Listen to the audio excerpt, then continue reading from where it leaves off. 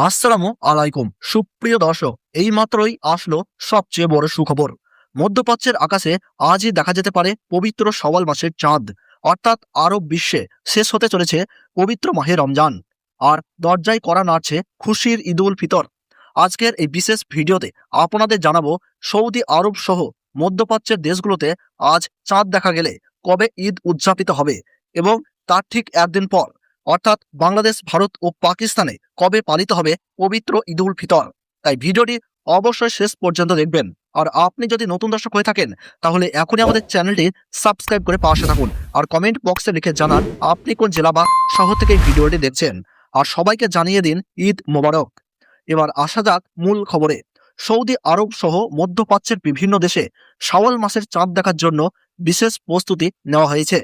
Saudi আরবের supreme court ইতিমধ্যেই দেশের সকল মুসলমানদের প্রতি আহ্বান জানিয়েছে আজ সন্ধ্যায় সূর্যাস্তের পর পশ্চিম আকাশে চাঁদ দেখার চেষ্টা করতে। জ্যোতির্বিজ্ঞানীদের মতে আজ সূর্যাস্তের পর কিছু সময়ের জন্য চাঁদ দিগন্তে দৃশ্যমান থাকতে পারে। আকাশ পরিষ্কার থাকলে খালি চোখেই চাঁদ দেখা যাওয়ার যথেষ্ট সম্ভাবনা রয়েছে।